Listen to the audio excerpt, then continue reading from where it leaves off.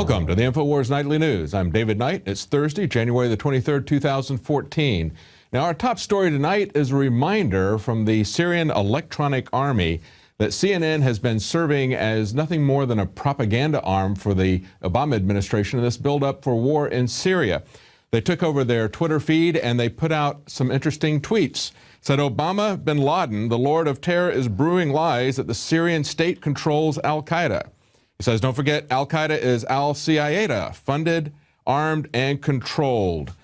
And of course, that's exactly what Paul Joseph Watson was talking about in his article on InfoWars today, that Al-Qaeda is the best enemy that money can buy.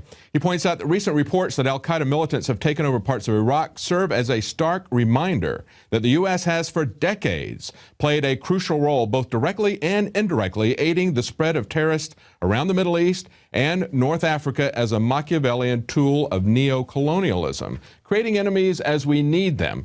He says the reemergence of Al-Qaeda in Iraq emphasizes how the U.S.'s near 9-year occupation of the country, during which hundreds of thousands of Iraqis, along with thousands of U.S. troops, were killed, was a colossal failure.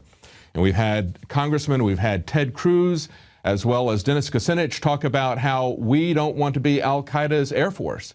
It's not a secret, even though the people who are reporting this CNN hack of the hack of the CNN Twitter feed, even though they're scoffing at people calling Al-Qaeda Obama's army and talking about how he's a lord of terror, that's exactly what has been happening. And it's no secret. Both Democrats and Republicans have been saying this. It's no longer anything that they're even trying to hide.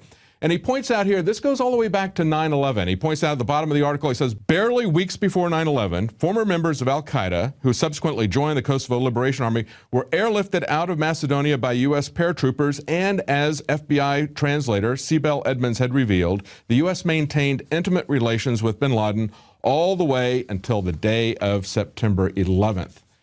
Now, it's not just war in the Middle East that we're concerned about and that we're tracking here. There's also a buildup of war in the Far East.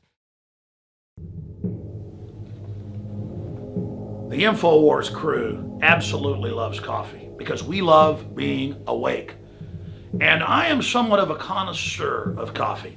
So many times you go to a restaurant or even to a coffee shop and the coffee tastes like garbage.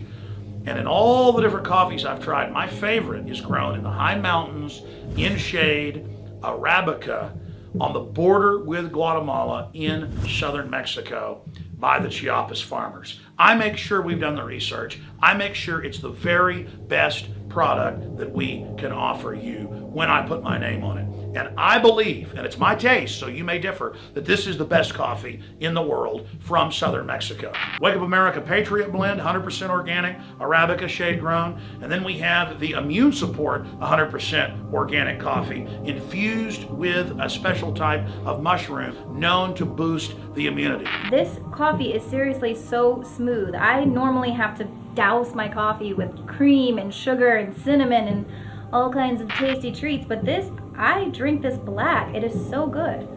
Well, that's why I like it, is that it has a kick, it has really good caffeine in it, it has a good clean wake up that lasts for a long time, doesn't give me a headache, but it's so smooth, it's so delicious.